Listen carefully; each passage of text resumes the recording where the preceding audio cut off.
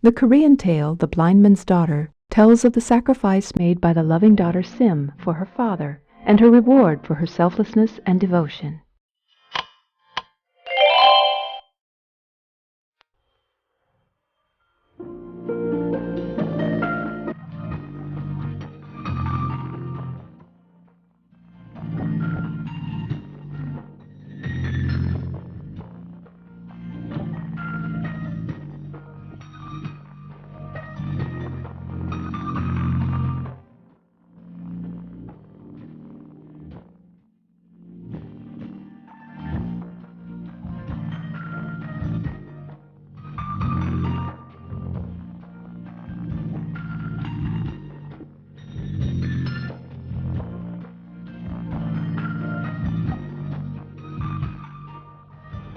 안녕하세요, 여러분.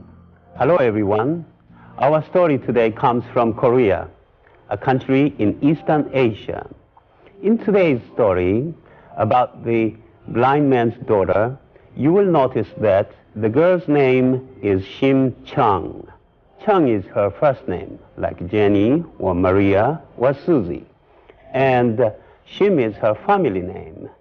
As in many Asian cultures, the family name is said first. So, if your name is John Smith in Korea, you would be called Smith John. Listen now to the tale of the blind man's daughter.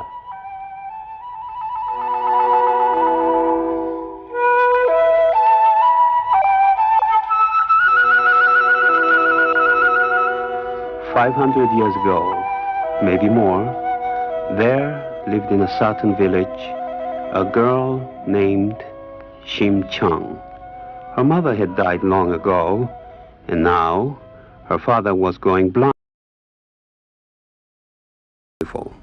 Her face was smooth and white. Her hair was shiny and black.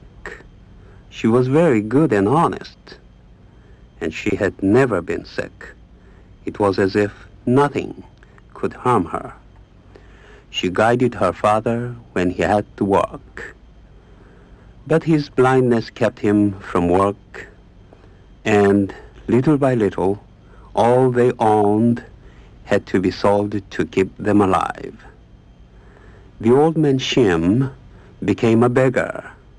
He felt ashamed that his daughter had to go with him to beg for coins. One day, he went out alone. He tripped and fell into a ditch. He tried to climb out, but he couldn't. Then a strong hand reached out and lifted him up, and a voice spoke to him. "Give me 300 bags of rice for the temple, old man, and in time you shall have your eyes once again." It was the voice of a priest from the temple, and the old man's heart filled with hope. That evening, he told his daughter what had happened. But as he told her, his hope went away, and he got very, very sad. Aigo, there is no way for beggars like us to get so much rice." That night, as Shim Chung drifted off to sleep, she sighed, What to do? What to do?" "Do as I say," someone answered. In a dream, her dead mother told her how to get the rice and help her father see again. The next morning, Shim Chung awoke early. She dressed in a long gray gown and a big hat. Then she walked to the house of a very rich merchant. Now, this merchant owned many, many boats that brought rice to faraway China. But there was a river dragon who would not let the boats go through. He would spit water and lash the waves with his tail. It was too dangerous for boats to sail. "What must I give you? What must I do so my boats may go through?" said the merchant to the dragon. "You must bring me a beautiful girl, the dragon answered. And so the merchant spread the news far and wide. He would offer 300 bags of rice to the girl who would give herself to the dragon. Shim-chung told the merchant that she wished to offer herself to the dragon. You do not deserve to die. You are a good daughter, and you are dutiful to your father. But there was no other way for Shim-chung to get the rice, so the bargain was made. The next day, Shim-chung watched the horses carry the bags of rice to the priest's temple. Then she bowed before the tomb of her mother and prayed, "O heavenly spirits, care for my father until he is cured." And she spoke to her neighbors, "O kind neighbors, care for my father until he is cured." Then she set forth to keep her part of the bargain. She wore a beautiful gown of green and red with jewels and golden ribbons in her hair. Her beauty shone brighter than the sun in the eastern sky. Soon they came to the place in the river where the dragon lashed his huge tail. It was time to sacrifice Shim-chung to the dragon. The merchant wanted to save her. "Oh, river dragon, do not take this girl." But the river dragon demanded the beautiful girl.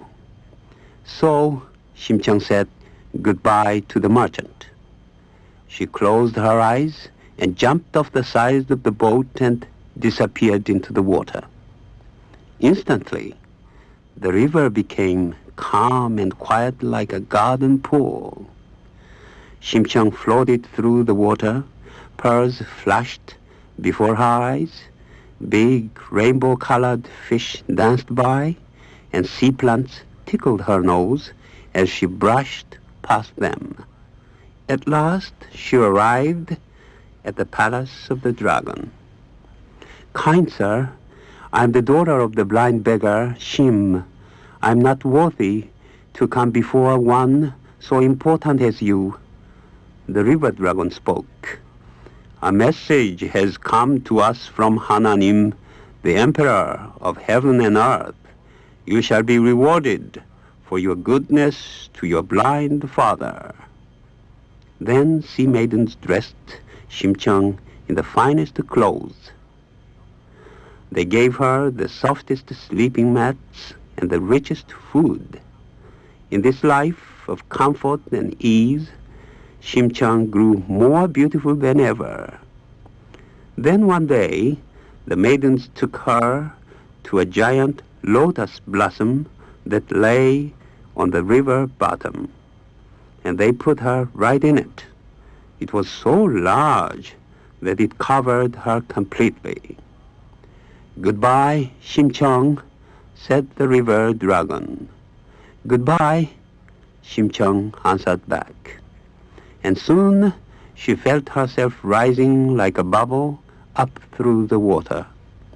When she reached the top, she was floating next to the boat of the rice merchant. But the rice merchant did not see her. All he saw was the blossom. Never in heaven or on earth was there such a lotus flower as this, said the merchant. "Let us take it to the king." The merchant presented the flower to the king. The king was delighted. No one else in all the world had such a blossom. Every day he admired it floating in the garden pool. All day long, Shim-chung hid inside the giant flower. Then one night, as she ventured out of the blossom, the king discovered her. She ran to hide, but the blossom had disappeared. The king looked at her, Can this be a spirit? She's so beautiful. He called his wise men. On the day the lotus flower was brought to the king, a bright new star had appeared in the sky. That's a good sign. And so he made Shimchang his wife. Shimchang was happy in her life as a queen, but some days she would think of her poor father. Here I have all I want, but my poor father's eyes are closed to the world. One day, the king saw her weeping. "Aigo, my husband," Shimchang said to the king, "I have had a dream about a blind man. It makes me cry. I should like to do something for all the blind people in the kingdom." So, a message was sent to all the blind beggars of the kingdom to invite them to a feast in the king's courtyard. 1 day, 2 days, and 3 days passed. Beggars came from far and near to eat rice and kimchi. Queen Chang watched every day, hoping the next person would be her father. The end of the feast came, and still no father. Then one day, there was a noise in the courtyard. A latecomer was being pushed about by the servants. "Father, father, it is my dear father. Let him stay." She ordered her servants to dress him in new clothing and bring him to her chamber. "What wonder is this?" said the old man Shim, when he heard his daughter's voice. "Do apricots bloom in the snow? Do horses have horns? Do the dead men come to life? How can I be sure you are truly Chang?" And he rubbed his eyes. Suddenly, just as the temple priest had promised, the old man's sight returned. "Oh my goodness, you are beautiful," he said. The king welcomed Shimchang's father into the palace, and Queen Chang was happy all day long. Her father could see again.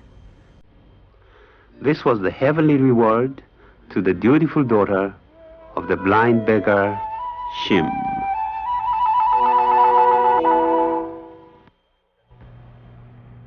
The story of the blind man's daughter, Shim Chang, is just one of the many folk tales from Korea. You can find others in your school or public libraries.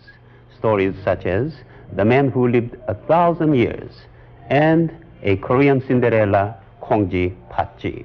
Read and enjoy the folk tales from Korea and from all over the world. Share a story with a friend so our tales will never end.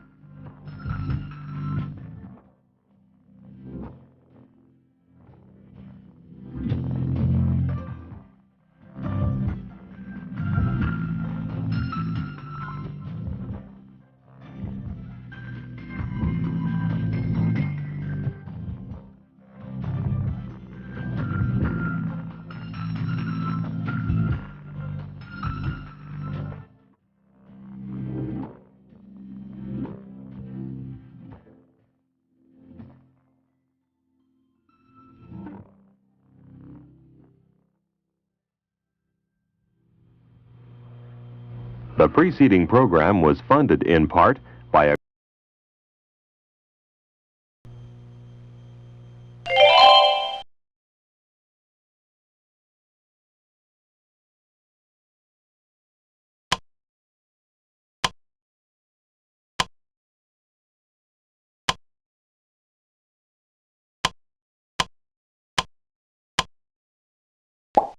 Jose and the Crocodile comes from the Philippines. In this tale, a quick-witted monkey saves a kind and innocent boy from a deceitful and villainous crocodile.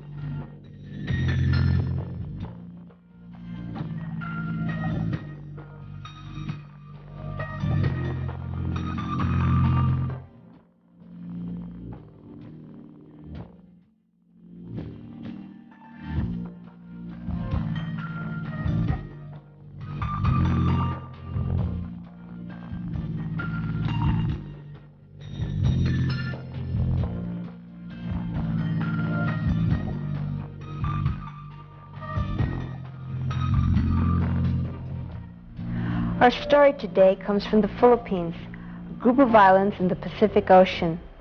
Long ago, the early people of the Philippines made up stories to tell their children. These folk tales were the textbooks of their day. They served to preserve the history and traditions of the people. They told about events that had happened and also tried to explain the interesting things in nature that they saw about them. In a land of volcanoes, earthquakes, and violent storms, there was a lot to try to explain.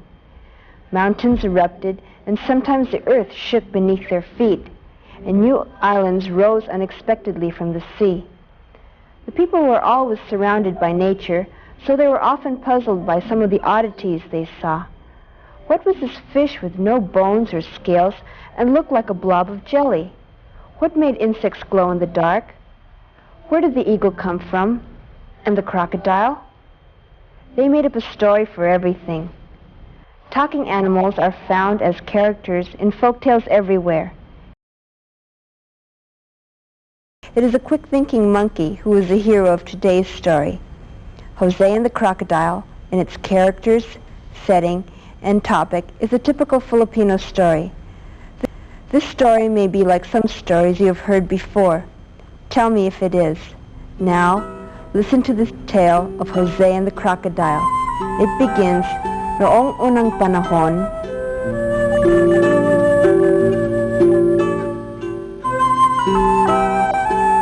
Jose lived with his family in a little village next to a river. Jose's father raised coconuts, bananas, and other fruits and vegetables. One day his mother asked, "Jose, will you please gather some coconuts? I need them for cooking and feeding the hogs, and your father would like to sell some at the market." "Yes, Mother, right away," Jose answered. Jose hitched the water buffalo to a sled. He took his sharp bolo and strapped it to his waist. He climbed on the water buffalo and started looking for fallen coconuts. Jose was too small to climb the tall coconut trees, so he gathered ones that had fallen off the trees. There were not too many on the ground near the house that day, so he wandered farther and farther away. It was hard work, and Jose traveled far. The air was hot and humid.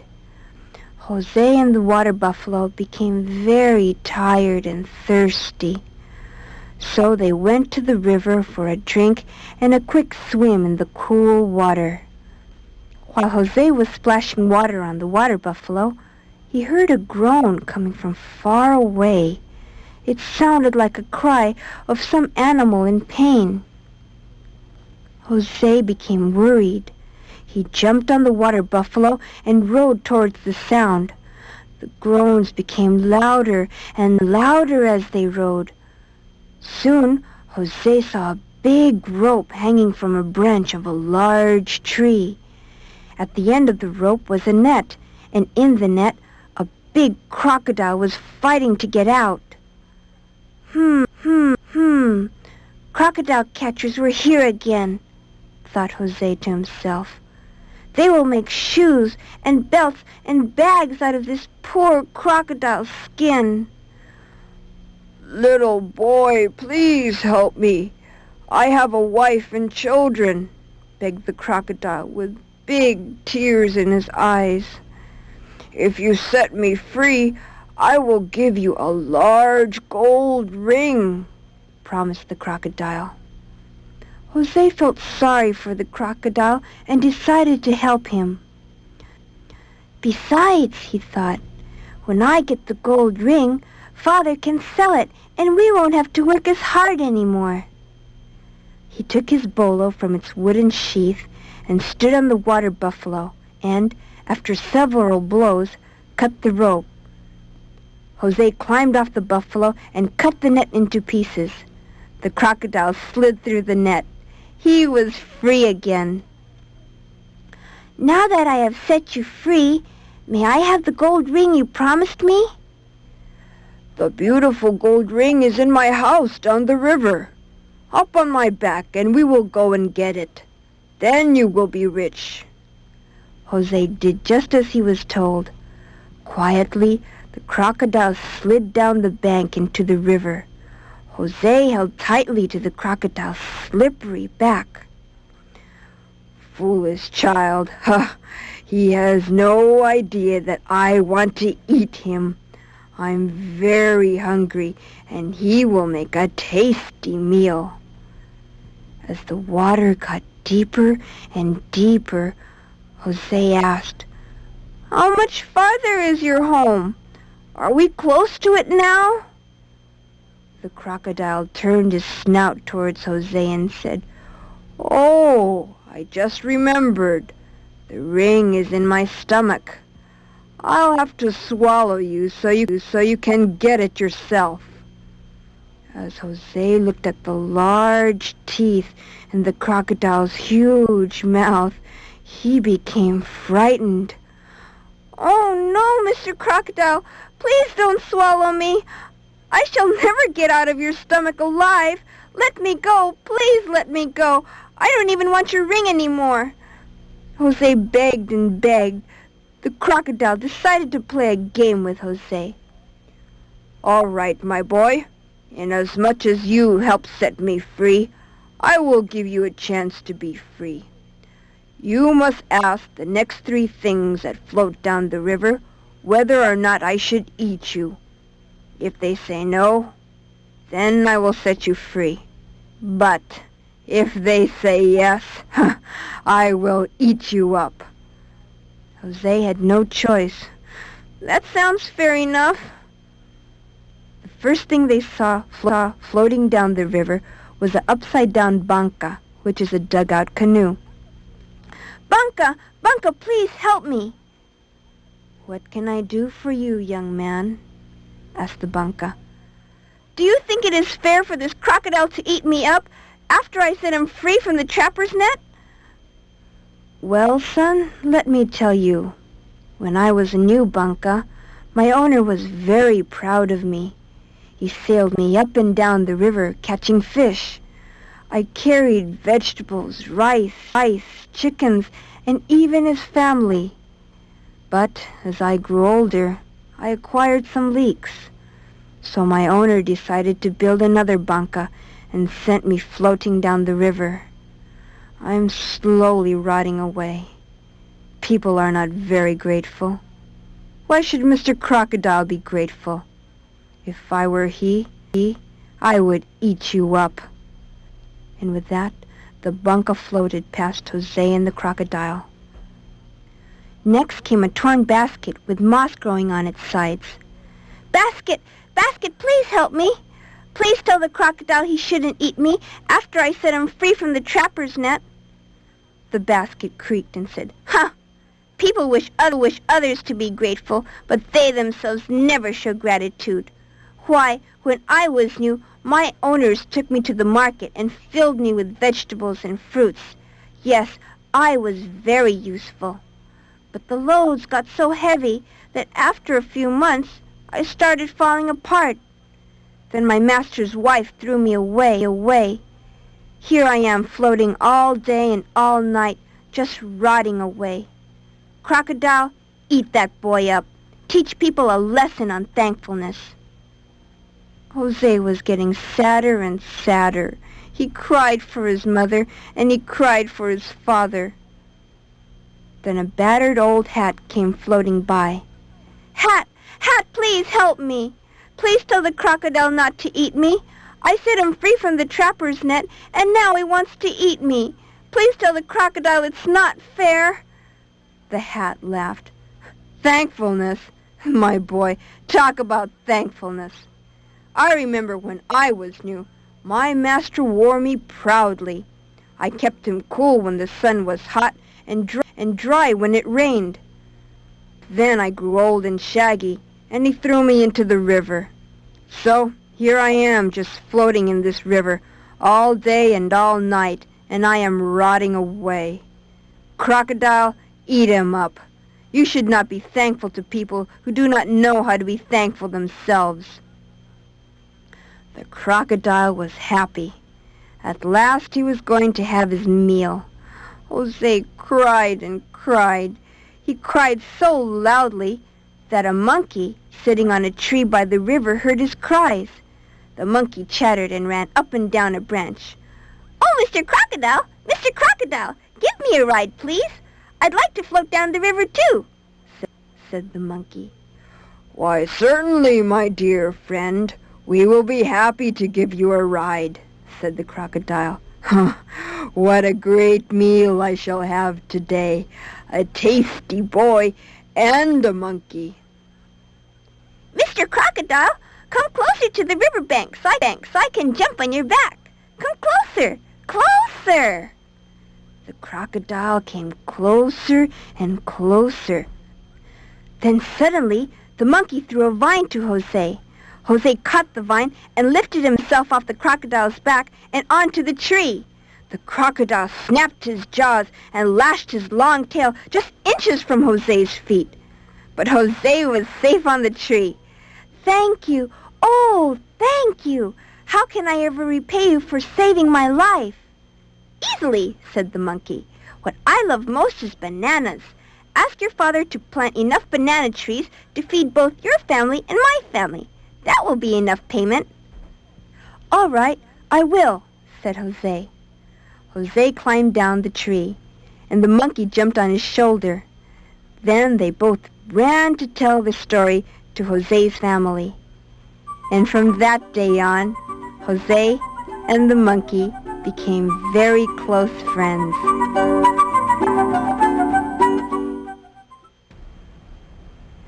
Jose and the Crocodile is just one of many stories from the Philippines. You can find others in your school or public libraries. Stories like Datu Omar and the Fairy, and Princess Maring, the Huntress, and the story of the absent-minded king. Read and enjoy the stories from the Philippines and from all over the world. Share a story with a friend so our tales will never end.